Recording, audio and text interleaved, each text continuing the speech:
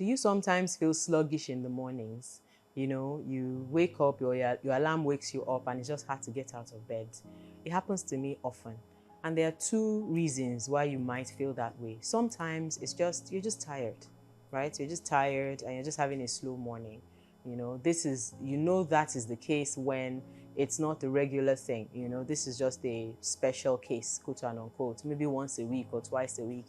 Sometimes towards the end of the week, you feel that way, right? However, if you find that over the last few weeks, you have felt this lethargy getting out of bed in the mornings, like it's consistent, it's not a one-off thing anymore, then you just might be experiencing chronic stress or burnout, right? So let's talk about the first instance where it's a one-off. For me, I find that not feeling like getting out of bed might be an indication of a little feeling of dread I have about a certain task that I have that day.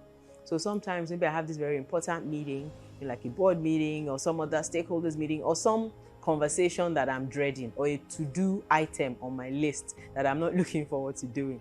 I find that, it contributes to my feeling of lethargy in the mornings, where I don't want to get up. So the best thing to do is to tackle that thing first. I tell myself, they are not going to kill me. They are not going to kill me. What's the worst that can happen? So I do what's the worst that can happen scenarios in my head a lot to overcome that feeling of dread when there's an item on my to-do list I don't want to do, right? If it's not an item on my to-do list that is a problem, I get up anyway. I get up, I make my bed, I start to build in small wins in the morning. I get up, make my bed, I stretch, I incorporate one more goal that I set for myself. Maybe I told myself, I want to wake up with a prayer every morning, right? So I pray. I already start feeling victorious a little bit because I've done 1, 2, 3 things, albeit small, but the day gets better progressively.